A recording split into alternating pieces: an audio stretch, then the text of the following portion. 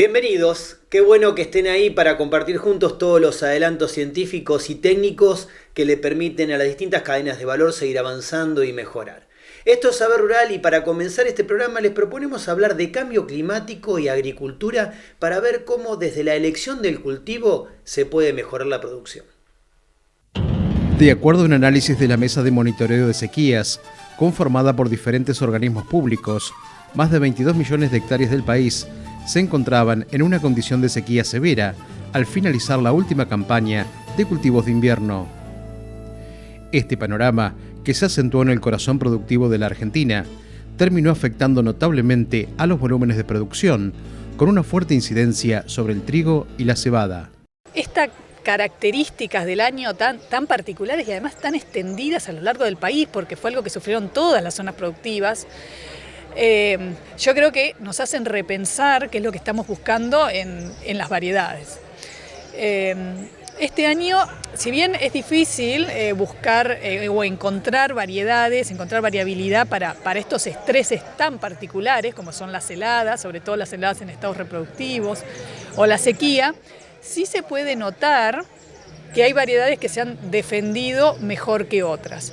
Y yo creo que esas, que son características que este año las pudimos ver, y me parece que eso se va a tener en cuenta para el año que viene. En las últimas campañas hemos encontrado que la cebada ha subido en su participación, digamos, en área. Tuvo una leve baja en el año 21, pero en el 22 recuperó superficie. Se sembraron aproximadamente 1.300.000 hectáreas cuando el año anterior había sido 1.100.000. Pero bueno, los problemas climáticos que hemos tenido, que han afectado a los cultivos de fina fundamentalmente, han hecho que esa superficie de siembra se reduzca a la hora de hablar de superficie de cosecha. Esta sequía sobre todo ha sido muy importante en el centro norte de Buenos Aires y sur de Santa Fe, donde se hace aproximadamente el 10% del área, pero bueno, eso prácticamente se ha perdido en más del 90%, ¿no? Muchos lotes han pasado directamente a gruesa, otros han hecho rollo, otros han echado vacas, y ahí se ha perdido mucha superficie. El cambio climático afecta a la agricultura de diferentes maneras. Los impactos se relacionan con el incremento de la temperatura promedio, la modificación del patrón de precipitaciones, el aumento de la frecuencia e intensidad de eventos climáticos extremos, el incremento de la concentración de dióxido de carbono y la interacción entre estos elementos, los cuales influyen en la producción de alimentos y amenazan la seguridad alimentaria. Entre los factores climáticos que atentan contra los cultivos están las sequías y las heladas, amenazas que pueden considerarse contemplando las características fenológicas de los cultivos. Nosotros siempre decimos, bueno, esta variedad la tenés que sembrar en tal fecha de siembra para que espigue en una determinada fecha. Bueno, para que en trigo esa fenología se puede, digamos, depende de la variedad, son los factores ambientales que le influyen, ¿no? Hay algunas variedades que, como decimos, tienen requerimientos de vernalización, otras que llegan a espigar más con la suma térmica, y hay otras que son más sensibles al fotoperiodo, o sea, la duración del día. Bueno, lo que nosotros vimos este año fue que variedades que no son sensibles al fotoperiodo, en algunas zonas, como hizo más frío, por ahí cumplieron, aquellas que tienen un poquito de requerimiento de vernalización han cumplido ese requerimiento, se apuraron un poquito a espigar y esas son las que más han resultado afectadas por heladas. En cambio tenemos otras variedades, como particularmente una nuestra que se llama Destello, Buc Destello, que es muy sensible al fotoperiodo, que ha estado muy bien en casi todas las zonas. Y eso es porque ha espigado un poquito más tarde. Es una estrategia que nosotros la llamamos de escape. No es que la variedad sea más resistente a las heladas, pero sí por su fenología ha logrado escapar. Esas son estrategias que yo creo que de ahora en más se van a tener un poquito más en cuenta. Porque no son cosas que por ahí el productor sepa o se preocupe en conocer. Son por ahí cosas más finitas, pero yo creo que a partir de ahora se van a tener más en cuenta. Lo mismo que para la sequía, para estas condiciones, vemos que hay variedades que se han defendido mejor que otras, que han podido sobrellevar esa situación.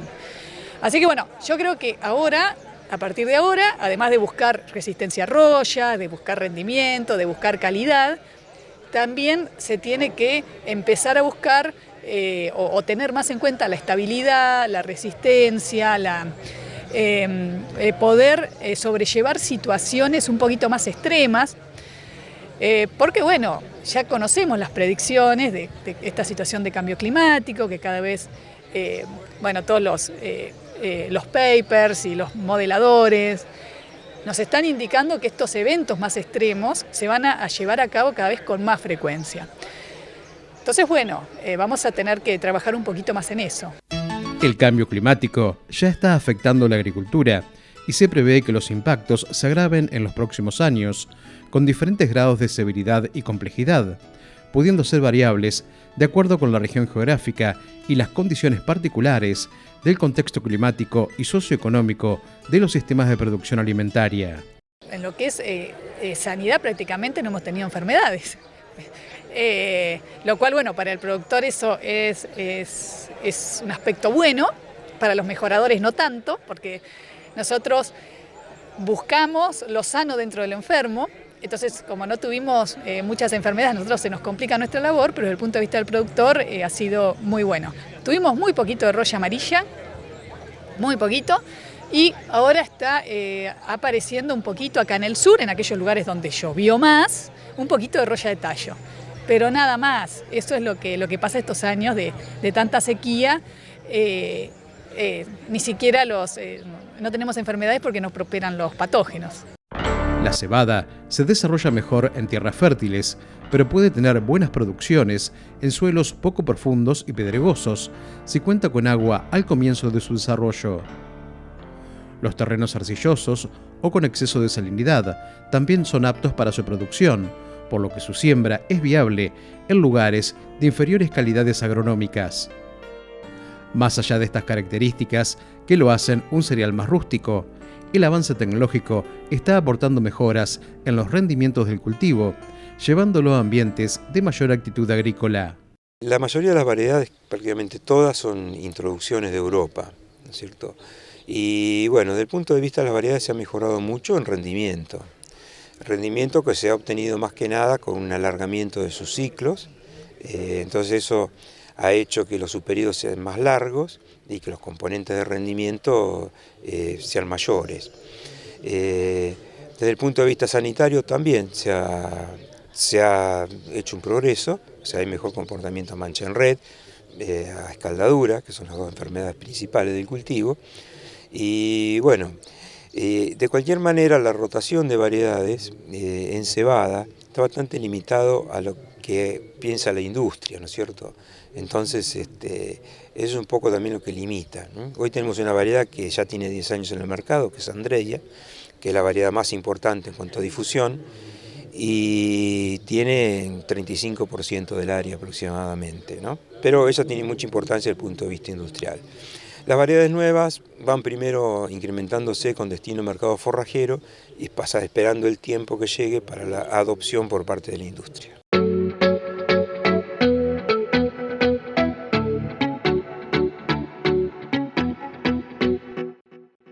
Después de ver cómo se puede pensar la agricultura en contexto de cambio climático, queremos agradecerle a los referentes de BUC por su constante aporte en conocimientos. Y a ustedes que nos acompañan les proponemos hacer una breve pausa para en el próximo bloque estar conociendo más sobre la estructura de los suelos.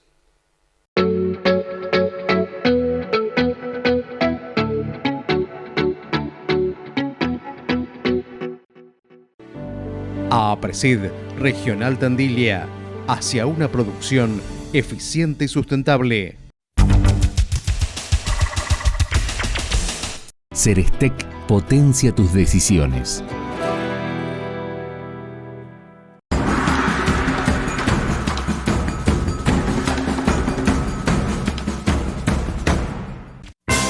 Molino Sixa, harinas y subproductos de calidad.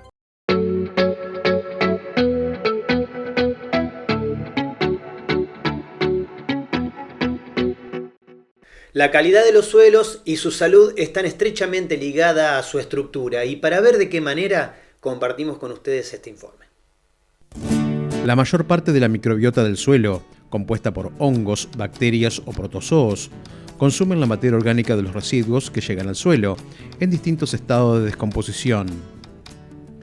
Sus componentes microbiológicos, orgánicos y minerales, que cumplen diversas funciones, varían en los diferentes ambientes, por lo que la calidad de los suelos está relacionada a la estructura productiva. Hay diferentes ambientes, ambientes edáficos, que hace que tenga sus particularidades. O sea que es a partir del estudio de esas propiedades extrínsecas, o sea, todo lo que tiene que ver con el uso del suelo y también con las propiedades intrínsecas, como es la textura, como es la concentración de carbono orgánico total, carbono orgánico particulado, la densidad aparente y también lo que es asociado a esta la porosidad, que va a definir cuál es el tipo de suelo y cuál va a ser el impacto en función de lo que es el uso del suelo. Hay capas densas que son estructurales, uno puede pensar en un B textural, es algo que heredamos, eso sí verdaderamente lo heredamos, pero después las capas densas, esas de los horizontes A, son capas absolutamente antropizadas, o sea, son hechas por nosotros. Obviamente porque no sabíamos que las generábamos, pero en realidad lo que empieza a suceder es que al caer esa cantidad de carbono de nuestros suelos, empieza a romperse esos agregados, a mantener el suelo a régimen, digamos. Hay una actividad biológica que que tiene que seguir comiendo nuestros suelos, y lo que hace es se va comiendo la materia orgánica, que al no capturar carbono y al estar en barbecho, lo que nos sucede es que ese suelo se va como adelgazando. Esos macroagregados se rompen, van quedando mesos, después los mesos, a medida que van achicándose esos agregados, incluso aumenta su superficie de exposición, porque los hongos pueden entrar más fácil allí para descomponerlos. Y lo que empieza a suceder es que se empiezan a eliminar esos mesoagregados, se empiezan a perder fuertemente, hasta que llega una estabilidad, no es que se pierden continuamente, pero al ir rompiéndose, los que van quedando, esas partículas van quedando sueltas, y como toda partícula que queda suelta se va reacomodando de acuerdo a la física, ¿no? Y lo que se va reacomodando, se van generando esas capas densas, que son capas como que no tienen vida o tienen menor cantidad de vida allí adentro, y van dificultando la entrada de raíces y la circulación de agua. El mantenimiento de la calidad de un suelo y su salud son propiedades que están estrechamente ligadas a su biodiversidad. La capacidad productiva de un suelo se beneficia con la aplicación de prácticas agrícolas destinadas a mantener su diversidad biológica y características físico-químicas, aspectos que se van configurando con la interacción de las raíces de los vegetales. Una raíz crece, casi te diría la ciencia hoy dice que hasta 2 megapascales, con estructuras que sean más fuertes que 2 megapascales, no pueden ingresar. Y allí las raíces se empiezan a lateralizar y terminamos creyendo que nosotros la maceta va hasta los 2 metros, pero a lo mejor esas capas densas lo que hicieron fueron que la tenemos a 30 centímetros, a 20 centímetros, a la altura que la tengamos, y allí empieza a caer mucho más la cantidad de raíces y empiezan a explorar muchísimo menos las raíces. Entonces, como baja fuertemente la densidad de raíces porque no pueden pasar, porque hay una capa densa y van lateralizando allí hacia donde buscar, lo que hace es vamos a tener una menor maceta. Cualquier menor maceta que tengamos, maceta más chiquitita, lo que vamos a tener es que regarla mayor cantidad de veces, ¿no? Si nosotros tenemos una plantita, la misma plantita en una maceta que tiene el triple de volumen de tierra que la otra, indudablemente la vamos a tener que regar más veces a la que tiene la maceta más chiquitita. Ese es el primer punto. Y allí entonces las plantas no solamente no pueden encontrar agua en esa maceta, sino nutrientes, ¿no? Porque empieza a ser superficie del suelo que nosotros creemos que la tenemos porque está por debajo de nuestro suelo, pero las raíces no pueden entrar allí. Desde un enfoque productivo, el suelo o los grupos de suelos son el soporte de anclaje para las raíces y proveedores de agua y nutrientes para las plantas que crecen en ellos.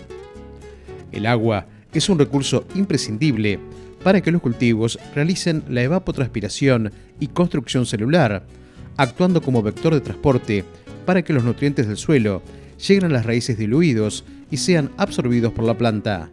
El agua la necesitamos, es la principal limitante de los sistemas agrícolas. Y si nosotros esa agua tenemos una capa densa que el agua le cuesta penetrar, lo que hace, que bien siempre dice el Beto Quiroga, se tapa el radiador y lo que hace es que el agua penetre más lento y empieza a bajar la conductividad hidráulica de ese suelo, empieza a bajar ese K de saturación y lo que sucede es que esa agua no ingresa, queda demorada y se va perdiendo por escurrimiento y esa lluvia que creíamos que estábamos contentos que había caído en nuestro campo, cosechamos poco. Así que a medida que empeoramos nuestra macetita, no solamente la tenemos que regar más veces, sino que cuando la regamos, poca de esa agua entra y mucha se va de nuestro sistema. En las últimas décadas, la agricultura de la región pampeana ha experimentado una notable expansión a partir de un desarrollo tecnológico basado en cultivos transgénicos, siembra directa, incremento en el uso de fertilizantes y plaguicidas y más recientemente, agricultura de precisión. Este modelo productivo se encuentra en una instancia de transformación con el paso de las tecnologías de insumos a las de procesos, como acción para la mejora de la estructura de los suelos. Las soluciones siempre son complejas, por suerte, como es la naturaleza, y la naturaleza es la que nos está enseñando. La naturaleza nos dice que no hay que remover suelos, ¿no? La naturaleza no remueve suelo y tiene suelos increíbles. Nosotros los empezamos a remover y empezamos a hacer lío, entonces la remoción de suelo está mal. Al remover los suelos ya sabemos que si nuestro problema es perder materia orgánica, aumentamos la combustión de materia orgánica, entonces la remoción de suelo no puede estar. Como un engranaje, pero no como un engranaje único. El segundo punto es que necesitamos tener la mayor cantidad de raíces que vayan de plantas que vayan recarbonizando nuestros suelos y de raíces que vayan explorando para poder volver ese proceso, que es un proceso que no es una tecnología de insumo que es de un año, sino que es un proceso en el cual tenemos que recarbonizar nuestros suelos y ese problema físico, que la solución sea biológica, que sea con raíces y que con porosidad y que sea de aumento de materia orgánica para volver a que esas partículas que estaban libres vuelvan a estar en micro, meso y macro agregados para tratar de volverle lo más mejor posible a esa estructura que tenía. Y con diversificación, indudablemente los monocultivos son malos. No hay un cultivo bueno ni un cultivo malo, pero sí los monocultivos, las prácticas repetidas en la historia, en el proceso son malas. Así que indudablemente tenemos que pensar en tratar de generar diversidad de raíces en nuestros suelos para poder raíces que vayan conviviendo. Con el avance de este proceso de agriculturización, con respecto, por ejemplo, a un suelo más llamado pristino o a un suelo más naturalizado, vemos una estructura que está relacionada más que nada con aquellos agregados de tipo laminar, de tipo bloques y subangulares y angulares, lo que va a hacer que tenga problemas en lo que es esa reorganización estructural de los agregados y repercute en lo que es la infiltración de agua, en lo que es la erosión y demás. Los cultivos de cobertura o de servicio son sembrados con el objetivo de mejorar la estructura del suelo. Son cultivos que brindan una amplia variedad de beneficios, destacándose por el grado de conservación y protección que le dan al suelo y por ser una herramienta importante para el control de malezas. Los cultivos de servicio tienen el primer punto, es que aumentan servicios ecosistémicos que al productor le cuesta darse cuenta porque no los cosecha. Pero no los cosecha él, pero los cosecha el suelo mejorando. Y si nosotros no podemos pensar en un suelo descansando, ¿no? Pensar en el suelo respira los 365 del año como respiramos nosotros. Si nosotros dejamos de comer 6 meses, sabemos lo que nos pasa. Bueno, el suelo no le pasa porque no es un individuo, es una suma de individuos, pero indudablemente lo que hace es ese suelo se empieza a debilitar. Entonces, el primer punto a considerar es que no puede haber un periodo libre. Si hay un periodo libre, tiene que estar ocupado por algún autótrofo, por algún vegetal, y allí hay un cultivo de servicio conviviendo. El segundo punto, que para mí los cultivos de servicio, ese es el primero, ¿no? El pensar en el carbono, y allí los cultivos de servicio fuertemente juegan. El segundo punto que los cultivos de servicio nos dan con ventajas por sobre un cultivo de grano es que es un cultivo de servicio, yo lo puedo hacer y le puedo quitar la vida cuando quiero, lo que no puedo hacer en un cultivo de grano. En un cultivo de grano yo digo, bueno, imagínate que tenés un cultivo de trigo y yo te digo, bueno, mira, el cultivo de trigo lo podríamos rolar porque así le cambiamos la fisonomía, generamos un mulch que lo que hace que no se calienta el suelo y se enfría rápido y no entra entonces va a haber menos, no entra el sol, entonces va a haber menos cortes de maleza, menos nacimiento de maleza. Y no, el trigo yo lo sembré para cosechar. El cultivo de servicio podemos dirigirlos al servicio ecosistémico que queremos que nos dé. Tienen múltiples beneficios, tanto lo que sea recomponer el tema fertilidad a través del aporte de carbono, incrementar materia orgánica, también según las especies elegidas, sobre todo cuando hacemos una consociación de leguminosas y gramíneas por el aporte de nitrógeno.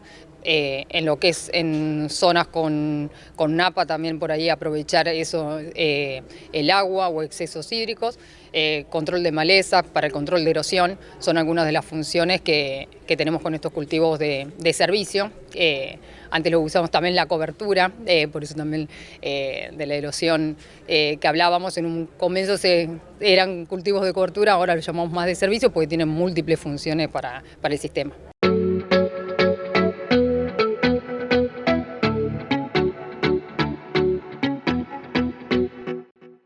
Les proponemos ahora hacer una breve pausa. No se vayan, que enseguida volvemos con mucho más Saber Rural.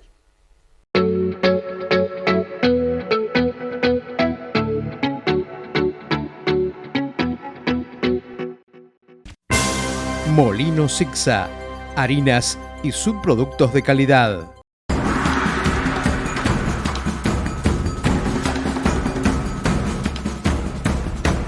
Cerestec potencia tus decisiones.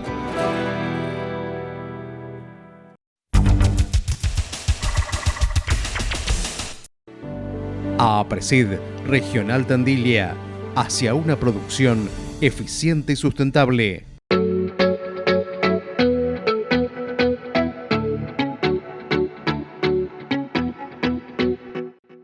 En la producción bovina, la reproducción es uno de los puntos de partida, y para ver cómo podemos mejorar su manejo, compartimos con ustedes este material.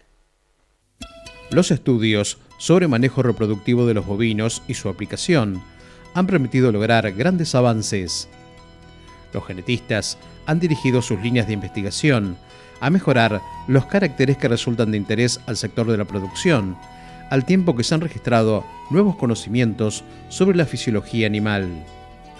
Un ciclo reproductivo o ciclo estral es el conjunto de acontecimientos fisiológicos que se producen en el ovario a intervalo de tiempos cíclicos como consecuencia de las variaciones en los niveles hormonales. El ciclo estral, como la palabra lo dice, es un evento que se repite cada 17 a 25 días. Y ese evento se denomina estro o celo, y que es el periodo que tiene una duración de horas, porque va entre 2 y 24 horas, en la cual la hembra es receptiva al macho. Y este ciclo se va repitiendo. Obviamente que este ciclo estral, si lo ponemos en contexto, en un campo de cría, vamos a ver que las vacas, en el momento que se hace el servicio, por ejemplo, tienen su cría al pie. Por lo tanto, no todas van a presentar esto que yo le estoy describiendo ahora, tener ciclos cada 17 a 25 días, sino que va a haber un porcentaje importante, que va a depender de varios factores, que no van a tener ciclo, que van a estar en anestro. Obviamente que para que la vaca se preñe, tiene que pasar de anestro a cíclica. Y ese evento que se repite cada 21 días, como estábamos diciendo, bueno, el toro indudablemente cuando se pone en contacto con el rodeo va a buscar a las vacas que estén en celo. Que generalmente un hecho interesante es que no solo está la vaca en celo, sino que está la que está por entrar en celo y la que está saliendo de celo, y forman un grupo, que es el denominado grupo sexualmente activo. Y es ahí donde va a estar trabajando el toro para detectar a la que se deja montarla, para así dar, en el caso de que esta monta sea exitosa, el origen, ¿no es cierto?, de una gestación. Sabemos que hay un porcentaje importante de esas vacas que no tienen ciclos estrales.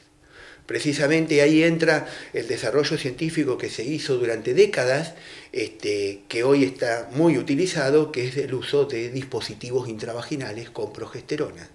Los dispositivos intravaginales con progesterona tienen la característica que cuando uno los coloca en el fondo de vagina, esa progesterona se libera y simula los niveles simula, digamos, lo que sería un cuerpo lúteo. Obviamente que es un cuerpo lúteo de corta duración, porque nosotros lo dejamos 7-8 días colocado. Se combina con otras drogas como estrógenos, un agente luteolítico, pero este combo de hormonas que utilizamos persigue un objetivo, que esas vacas que están en anestro, que indudablemente que si no hacemos esto tendríamos que esperar que pase el tiempo y que se acomode ese eje que controla ese ciclo para que se vuelva a reactivar, y es la única forma que el toro la puede preñar. Pero si nosotros colocamos un tratamiento hormonal, ahí abrimos la puerta para que esa vaca que está en anestro pase a cíclica. Y una vez que está cíclica tenemos dos opciones. Una, introducirnos con una biotecnología que es la inseminación artificial, y la otra es colocar los toros para que puedan preñar esos animales. Ese es más o menos, digamos, si vos me lo preguntás, ¿qué podemos hacer? O sea, en este caso, desde el punto de vista de controlar el ciclo estral para inducir actividad sexual en aquellas hembras que no lo tienen. Y ahí ya entramos en lo que es, ¿no es cierto?, el desarrollo de los programas de IATF.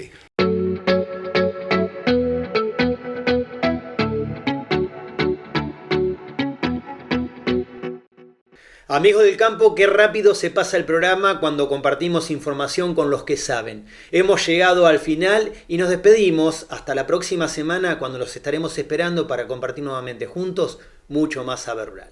Hasta entonces.